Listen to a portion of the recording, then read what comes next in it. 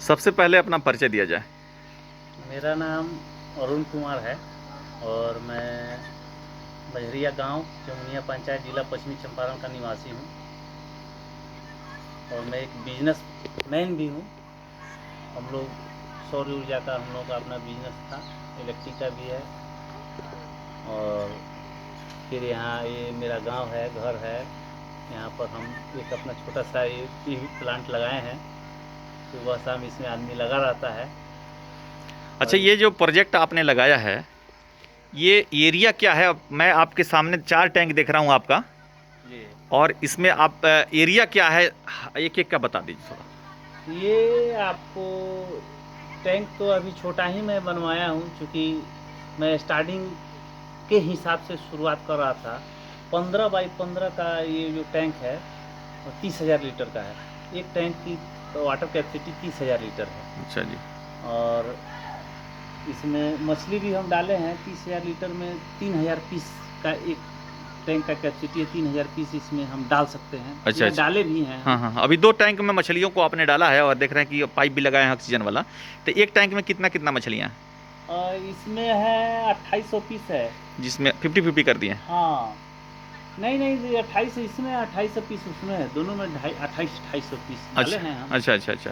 और ये मैं डाला था मछली 6 ग्राम 7 ग्राम के साइज में? साइज में। अभी तो मछली का साइज थोड़ा सा बढ़ गया है। हम्म। अभी मछली मेरी 50 ग्राम हुई है। हम्म। 1 महीना 5 दिन हुआ अच्छा हमको अच्छा। फीडिंग कराते हुए इसको। हम्म। और लगता है मेरा फर्स्ट अनुभव है। हालांकि हमने इसके विषय में बहुत जानकारी ली है, लेकिन लग रहा है मेरा जानकारी सफल हो रहा है।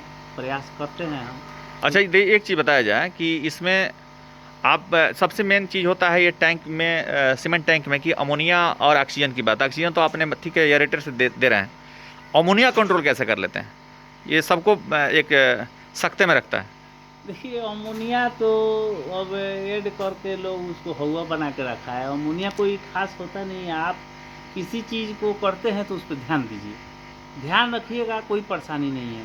एक छोटा बच्चा हम लोग पोस लेते हैं पैदा करके, अब बड़ा उसको बना देते हैं। तो ये मछली पोसने में इंसान को क्या परेशानी है? बिल्कुल। खाएगी, इसको कितना खिलाना है। अब डोज से बेडोज डाल देंगे, नहीं खाएगी, दाना सड़ जाएगा, अमोनिया हो गया।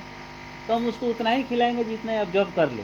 बिल्कुल। और चूंकि आउटलेट इनलेट इसमें लोग बोलता है, तो थोड़ा सा आउटलेट का व्यवस्था इसमें रखना पड़ता है। हम्म। थोड़ा सा कभी कभी अगर किसी को परेशानी हो, हालांकि मुझे तो उतनी परेशानी नहीं होती है, क्योंकि मैं आपसे ऐसे भी बोला कि मैं बिजनेस वाला आदमी हूँ। सुबह से लेकर शाम तक आदमी बिजनेस में रहता है।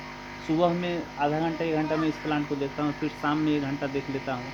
कमी बेसी होता है देख लेता हूँ। हालांकि मुझे अमोनिया दूर करने के लिए कुछ डालने का ज़रूरत अभी पड़ा नहीं है। मोलासिस वगैरह कभी कभी थोड़ा बहुत आदमी डाल देता है, वो आवश्यकता पड़ता है तब, नहीं तो ऐसा आवश्यकता नहीं है। इसलिए मेरे प्लांट में तो कभी 2 ppm 1 ppm अमोनिया हुआ ही नहीं है। अच्छा, तो मोलाइसिस मतलब केवल डाला है आपने, जी। और डस्ट के रूप में आपने जो बताया, हाँ, वो प्रोबायोटिक तो शुरू में डालना पड़ता है। बायोप्रोबायोटिक का हाँ, डस्ट आता है जो, बायोप्रोबायोटिक का किस डस्ट। कंपनी का डालते हैं आप? अब तो देखिए, नाम कंपनी? तो उसका हम। अच्छा, कंपनी देख लिया हाँ, जाएगा। कंपनी देख के क्या बता डोजेस सकते। क्या उसके आप डालते हैं अब इसमें तो मैं ½ kg ही डाला था। पर टैंक? हाँ, पर टैंक ½ kg। कितने दिनों पर डालते हैं? नहीं, बस एक बार एक ही बार, माने फाइनल वो एंड टू तो। एंड? हाँ, मेरे अब तो बताने के लिए लोग बताता है, लेकिन मेरे हिसाब से तो एक बार प्रोबायोटिक डालिए तो लाइफ टाइम, अगर मछली डालिए तो उसमें डालने की दोबारा ज़रूरत नहीं है। इसमें प्रोबायोटिक अच्छा बनते रहता है, अच्छा मछली अच्छा। खाते रहती है, कभी कम नहीं होता है। अच्छा, तो ये ऑक्सीजन की पूर्ति के लिए आपके पास अभी जो अभी 2 मशीन चल रहा है और 3 हाँ, मशीन है, 3 लेकिन आपने कहा कि एक ही मशीन से चलाएंगे, तो उसका क्या कैपेसिटी वाला लाएंगे मशीन आप? हाँ, वो HJP एक आता है 280। HJP 280? हाँ, तो उसको मैं रखूँगा जिससे कम से कम वो 80,000 लीटर पानी, कंट्रोल कर सकता है? 1.5 लाख लीटर, 1.5 लाख लीटर डेढ़ पानी को लाख लीटर कंट्रोल कर पानी को कंट्रोल करेगा। सकता? अच्छा अच्छा और अच्छा। अभी मेरे पास है LP100 है, हाँ ACO12 है, हाँ हाँ हाँ हाँ। और एक ACO3 है। तो जो अभी बोले हैं 1.5 लाख पानी का, उसका क्या रेट कॉस्ट पड़ता होगा? वो तो मैं पता किया था, 20,000 के आसपास में उसका रेट था। वेस्ट बंगाल से ही मंगाएंगे उसको? हाँ, वेस्ट बंगाल से ऑनलाइन भी आता है ना, ऑनलाइन भी आता है? ऑनलाइन भी मिल जाता है रेट तो। अच्छा, आप इसके बारे में जो गाइडलाइन है, आप तो खुद इसके बारे में अनुभव ले रहे हैं, जी। आपने खुद कहा कि मैं तो बहुत सारा ट्रेनिंग भी नहीं लिया, तो इसमें आप आपके सहयोग के रूप में आप किन किन से आप माने इसमें बात करते हैं?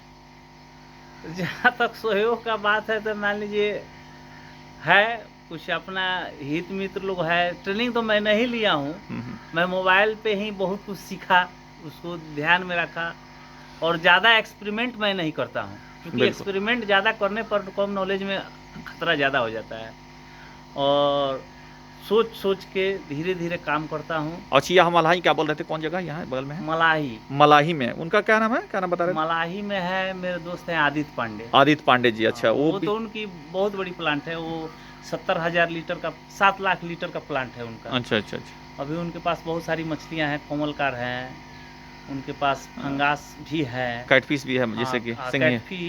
कैटफिश डाले थे और उनके पास सबसे ज़्यादा है कि मांगुर है, देसी मांगुर, देसी और में। काफ़ी क्वांटिटी में है। हमको तो लगता है कि अभी हाफ साइज में है तो 50 क्विंटल से भी ज़्यादा है।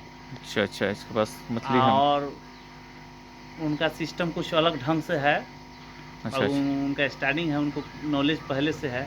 हाँ, वो दोस्त हैं, कभी उनसे भी मैं राय लेता हूँ इस विषय में। क्या लगता है आपको कि इन फ्यूचर ये किसानों के लिए वरदान साबित होगा?